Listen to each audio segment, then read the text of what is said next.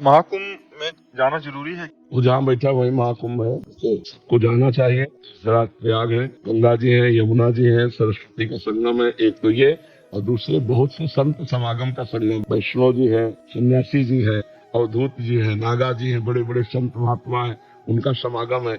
ये परम लाभ है। पर अगर जिसके ये भावना है मैं राधा राधा रखता हूँ, कहीं नहीं जाता, तो उसे कहीं जाने की जरूरत। तीर्थे कुर्वंत तीर्थानि, उसके चरण जहाँ पड़ जाएंगे वहाँ तीर्थ बन जाएगा।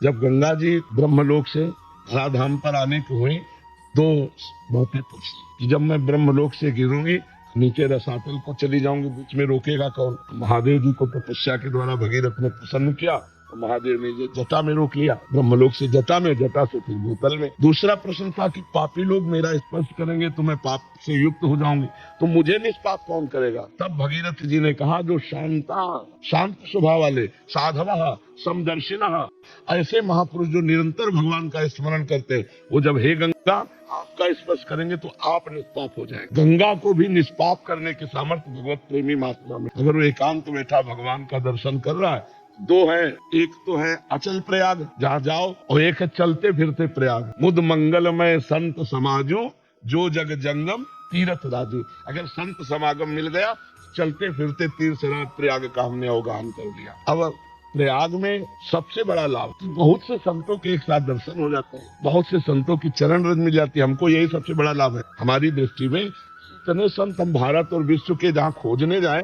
तो पूरा जीवन लग जाएगा, हम नहीं मिल पाएंगे। और 2-4 दिन में सब संतों के दर्शन कर सकते हो, हर गली घूमो, सब संत महात्मा के दर्शन। और अगर ये है कि मैं नाम जप कर रहा हूँ निरंतर, मुझे कहीं नहीं जाना, तो कहीं जाने की कहीं नहीं जाते। नहीं, नाम जप कम मत करो, वृंदावन आना कम हो जाए तो कोई बात नहीं, हमसे मिलना कम हो जाए तो कोई बात नहीं, नाम जप कम मत करो। आने जाना हो ये सब अलग बातें हैं, नाम जप जहाँ हो भाई, हमारे पास आने का, वृंदावन आने का ही फल है नाम जप। अगर नाम जप छूट गया तो नाम जप करते हुए कार्य करो। संसार का बहुत समय होता है, 24 घंटा होता है, 6 घंटे सोने में रख लो, खाते हुए भी नाम जप किया जा सकता है, चलते हुए भी नाम जप किया, काम में बीच बीच नाम जप किया जा सकता है। अगर हमारी लगन हो हम बहुत नाम जप कर सकते हैं। देखो 8 घंटा 12 घंटा से ज्यादा कोई काम नहीं करता, 12 घंटा लगातार काम नहीं होता है, बीच बीच में हमको टाइम नहीं मिलता है, उस समय हम नाम जप कर लेते हैं। से 6 घंटा सोने में चले गए, 2 घंटा हम कह रहे हैं भोजन और नाश्ता और दुनिया में इसमें चले गए, 4 घंटा भजन करो, बड़े बड़े भजनानंदी कहलाओगे। पर हम लोग समय बर्बाद करो,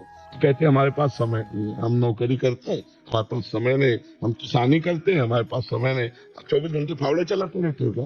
24 घंटे कलम चलाते रहते हो, 24 घंटे लैपटॉप में बैठे होते, उसमें भी समय मिलेगा। थोड़ा लिखा राधा, फिर लिखा फिर राधा। अगर हमारी लगन है तो हम हर कार्य करते हुए बहुत बड़ा भजन कर सकते हैं। चिंता सताती रहती है, जैसे कोई परिस्थिति जो खराब। भगवान के सहारे रहो, परिस्थिति सबकी खराब है, किसकी अच्छी? कोई न कोई सबके पास अधूरापन है। क्यों? सबके जीवन में अधूरापन है कि यार अगर ये हो जाता तो हम पूरे हो जाते हैं। सबके जीवन में अधूरापन है, हम लोग इस धोखे में न रहे। माया इसी अधूरेपन में बुढ़ापे तक मार देती है और इसको भजन नहीं हो पाता। ये होता है कि अब ये हो जाए, अब ये हो जाए, भजन को टालते रहते हो, मृत्यु नजदीक आ जाती है, मर गए। महाराज जी, हम सब ये जानते हैं कि भगवान अंतर्यामी है और सब कुछ भगवान ने पहले से ही तय करके रखा है, तो हम कैसे विचार करें कि भगवान ने मेरे लिए क्या तय किया है, मैंने जीवन का उद्देश्य क्या है, मेरे जीवन का कैसे पता चलेगा? भगवान ने तुम्हारे लिए तय नहीं किया, तुम्हारे कर्म में तुम्हारे अवश्य में भोक्तव्यम तो तुम कर्म शुभाशु। भगवान ने तुम्हें चांस दिया है, मनुष्य जन्म दिया। अब पूर्व के जो कर्म है वो दुख सुख तुम्हें दे सकते हैं, कभी सुख मिलेगा कभी दुख मिलेगा। अब जो नया कर्म करना है वो तुम्हारे ऊपर छोड़ दिया गया। खेती दे दी गई और जोतने के लिए व्यवस्था दी गई, बीज दे दिया गया कई प्रकार के। अब कौन सा बीज बोते हो तुम्हारे ऊपर, बबूल बोते हो कि गन्ना बोते हो, दाख छुआरा क्या बोते हो। ऐसे ये कर्म भूमि भारत भूमि, तुम्हें बुद्धि दे दिया गया और उसके बाद छोड़ दिया गया। इसमें क्या कर्म करते हो? पाप कर्म करते हो या पुण्य कर्म करते हो? तपस्या भजन करके भगवान को प्राप्त करते हो, गंदे आचरण करके नरक जाते हो। इसमें भगवान ने निश्चय नहीं किया, तुम्हारे ऊपर निश्चय छोड़ा गया। तुम जो कर्म करोगे उसी का परिणाम तुम्हें मिलेगा। अब यदि अपने आप को भगवान के चरणों में समर्पित करते हो तो वो बागडोर संभाल लेंगे। अभी तो अहंकार को समर्पित हुआ, मैंने ये किया, मैं ये करूंगा, अहंकार विमूढ़ात्मा करता अमित मन्यते, मैंने ऐसा किया, मैं ऐसा कर सकता हूँ, मैं ऐसा करूंगा, है ना? अभी भगवान नहीं है, अभी अहंकार। इसी अहंकार को मिटाया जाता है साधना से, तब देखा जाता है कि सब कुछ भगवान। कोई चाह नहीं रहती, तब कोई अनुकूलता प्रतिकूलता द्वंद्व का प्रभाव नहीं रहता, द्वंद्वातीत त्रिगुणातीत महापुरुष हर समय भगवान में निमग्न रहता है। हमारी बात समझ पा रहे हो? क्या समझ में आया? भगवान किसी के साथ कुछ नहीं करते हैं। जीव जो कर्म करता है उसका परिणाम उसको प्राप्त होता है। भगवान ने इस बार कृपा करके हमें मनुष्य देह दी। कबहू को करी करुणा नर दी, तेत ईश बिनु हेतु सने, यही तन कर फल सैन भाई, मुझे राम संताप दिया। भगवान ने हमें चांस दिया है 84 लाख योनियों से मुक्त होने का। मानो दे दिया बड़े भाग मानुष तुम पावा, खूब अच्छे कर्म करे, भजन करे, ये बुद्धि दी है भगवान। शास्त्र स्वाध्याय करे, संत संग करे, परोपकार करे, तो हमारे जीवन सार्थक। गंदे आचरण करेंगे, क्योंकि अगर भगवान ही हमारे जीवन में, भगवान गंदे आचरण क्यों करवाते हैं? भला कोई भला आदमी भी अपने आदमी से गंदा काम नहीं करवाएगा, फिर भगवान क्यों करवाएंगे? आप ना तो भगवान के आदमी बने हो, ना अहंकार मिटा पाए हो, भगवान की शरण में हो, तो आप ये बात नहीं कह सकते सब कुछ भगवान करवा रहे हैं। आपका अहंकार, आपकी बुद्धि, आपका गलत निर्णय, आपका सही निर्णय, ये आपको भोगना, और इसीलिए सबको भोगना पड़ता है। जो भगवान की शरण में हो गए, हम तो अवसर पापे भ्यो मोक्षयिष्यामि सोचा, मैं तुम्हारे समस्त पापों से मुक्त करके तुम पवित्र कर दूंगा। शरणागति का मतलब भगवान का आश्रय लेकर खूब नाम जप करो, अपने आप पवित्र हो जाओ। समझ पा रहे हो हमारी बात? क्या सांसारिक उन्नति को उन्नति मानते हैं क्या?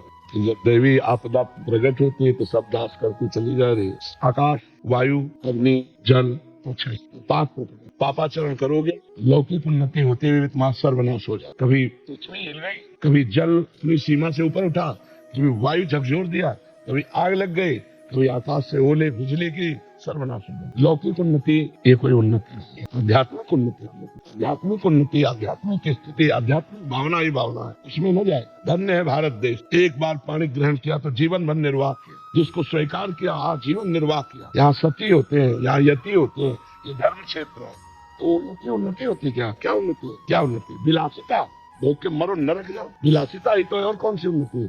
बौद्धिक जब विकास होता है, भारतीय ब्रह्म ऋषि की चरण धूलि माथे पे लगाना होता है, किसी न किसी भारतीय महापुरुष के चरणों का आश्रय लेना होता है। नहीं, नर्क स्वर्ग के आगे कोई चर्चा नहीं कहीं भी। अगर जीवन मुक्तता, प्रेम, ज्ञान, योग, ये सब भारत में है, तो विदेश की तुलना थोड़ी हम अपने भारत से कर सकते। हमारा भारत धार्मिक देश है, शांत देश है, शांति है और धर्ममय है, तो हम अपने देश की तुलना में किसी को इसलिए नहीं कि भारतवासी।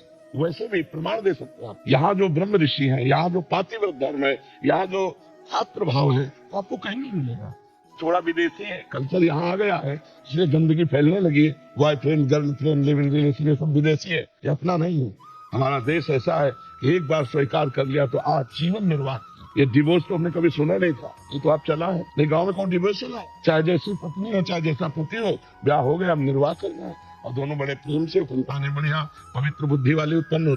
तो क्या हो रहा है देख रहे हो आप? ये विदेशी के तो है, यहाँ के पहनावा ओढ़ावा सब ठीक है, तो बाहर ये सब बच्चे करने लगे, विदेश का अनुकरण करने लगे, बोले वो बहुत उन्नति। क्या उन्नति है? किस विषय को उन्नति मानते हैं? जनेंद्रिय और रसेंद्रिय के भोगों को उन्नति मानते हैं क्या?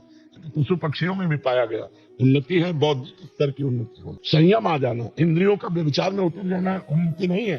मन का भोगों में फैल जाना, ये उन्नति तुम्हें दिखाई दे रही है। तुम विदेश को उन्नति समझते हो? शुद्ध जीवन है, अपवित्र जीवन है, जहाँ शौचाचार का ज्ञान नहीं है, उनको हम अपने भारतीय संस्कृति से जोड़ सकते हैं। गंदा जीवन, न खान पान का ज्ञान है, न शौचाचार का ज्ञान है, जीवन जीने का ज्ञान है, केवल इंद्रिय विलासिता को आप मान रहे ना, बहुत बढ़िया गाड़ी है, उसको उन्नति मानते हैं। आध्यात्मिक उन्नति की बात करो, कहाँ है आध्यात्मिक? बस आध्यात्मिक उन्नति हो तो सब देखो मिटा दो। आराधना है नहीं, पूर्व पुण्य है, भोग देशों में पहुंच गए, भोग रहे, इसको उन्नति हमने। जितेंद्रियता को उन्नति मानते हैं, मनोनिग्रह को उन्नति मानते हैं, पवित्रता को हम उन्नति मानते हैं, भगवत भजन को उन्नति मानते हैं, हमारा ज्ञान विज्ञान प्रकाशित हो उसे मानते हैं।